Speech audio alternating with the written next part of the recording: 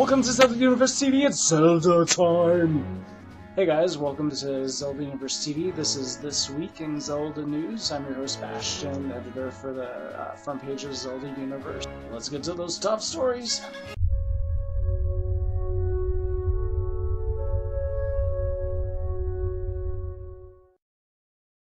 Truth be told, not a whole lot actually going on this week in Zelda news, so this one's going to be pretty short and sweet. First bit of news is that all of these years later, some fan went ahead and did a comparison between the Nintendo 64's Ocarina of Time and the Nintendo 64's Majora's Mask. And I mean, I always assumed that the character models were identical, which is what allowed Nintendo to get Majora's Mask out so super fast, that they just used the exact same character models, but it turns out that there are quite a few differences. For instance, taking a look at Link here, we see that there's a lot more detail on his boots. I'm just pretending that I can see this in case you didn't know that. So, I mean, there's a lot more detail going on, and it's not just Link, it's the Gorons we saw images of. So it turns out that they really fine-tuned those character models. Anything else happened this week?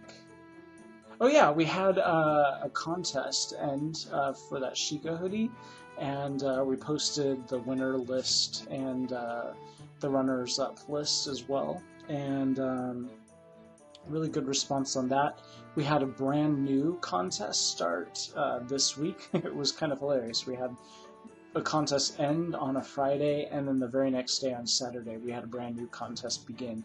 This contest is also pretty rad. Basically what it is Nintendo chose this specific Japanese company called the King of Games to be their official Nintendo clothing merchandiser, designer people. And so the King of Games went ahead and created a 25th anniversary Zelda shirt, and they've agreed to co-host a contest with us. So the contest is pretty awesome and interesting. It's very creative oriented, so if you're good at doing any kind of visual art, or you're good at writing poetry or telling stories or songs even, or anything really, video skit, you can find out how to submit your work. It has to be this contest specific related. Figure out how to submit that down in the description here, or actually a video right here, and we'll tell you all about that. So our next piece of news concerns a company called SpiritHoods. They create a lot of hats and hoods that are very furry. They kind of look like those animal heads with the ears and fur that I'm sure you've seen everywhere. They've been everywhere this past year. So their company logo, though, looks slightly like something that we've seen before. And while I don't think that they're trying to rip off Zelda, I do think that it's too much of a coincidence that they look so similar.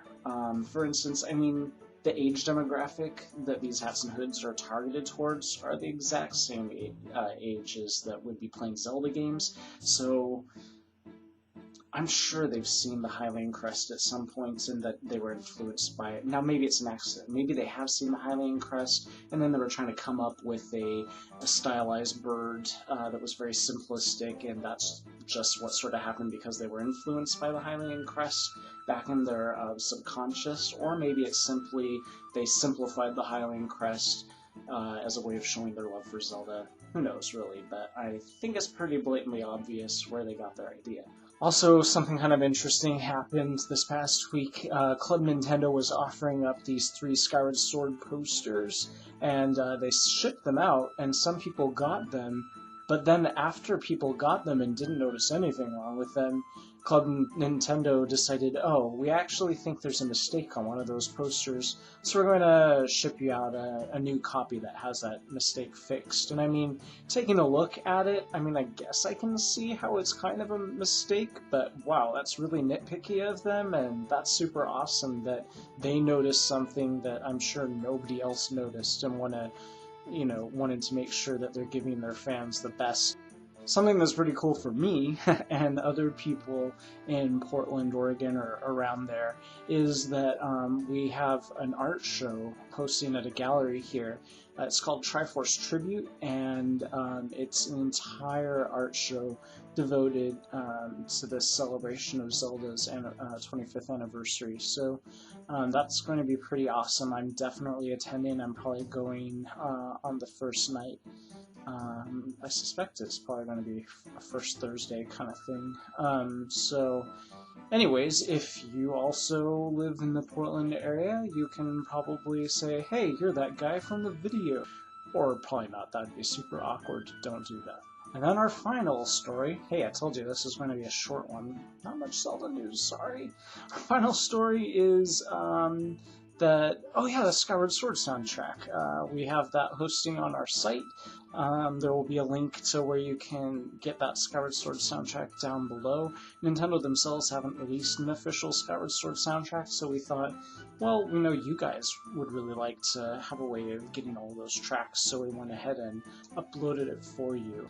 And that's this week in Zelda news. Hopefully next week we'll have some more exciting things for us to report on. That's it for this time, though. Bye, guys.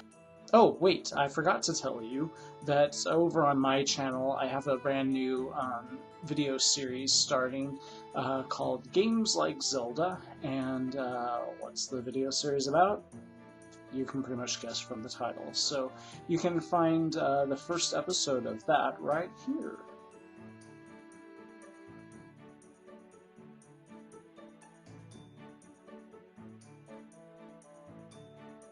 Hey guys, this is Bastian for this week in Zelda news here on Zelda Universe TV. I have no idea why I blanked out for a second there. Let's redo that. Hey guys, welcome to Zelda Universe TV. This is This Week in Zelda News. I'm your host Bastian, editor for the front page of Zelda Universe. Let's get to those top stories. That was stupid. Great, where did I save that at? I'll just try to do them from memory.